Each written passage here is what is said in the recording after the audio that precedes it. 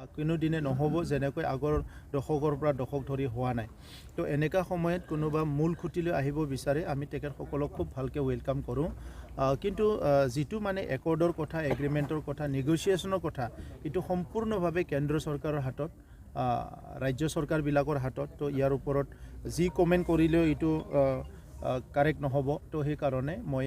মই ভালটোকে বিচাৰোঁ জনগোষ্ঠীটোৰ ভাল বিচাৰোঁ যিটো ভাল হয় সেইটো কৰিব মই সেইটোৱে বিচাৰোঁ এফালে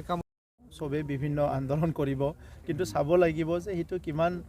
এটা ভাল পথেৰে কাৰেক্ট ৰাস্তাৰে গৈ আছে আৰু কোনটো আন্দোলনেদি কোনটো কথাইদি সমাজৰ কি লাভ হ'ব এইটো চাব লাগে কমতাপুৰত যদি বড়োলেণ্ডৰ মানে কোনোবা জিলা সোমাই যায় তেতিয়াহ'লে আপোনালোকে কি কৰিব এইটোতো প্ৰশ্নই নাহে এইটোতো এনেকুৱা কিবা হ'ব পাৰে নেকি আপুনি জানে নেকি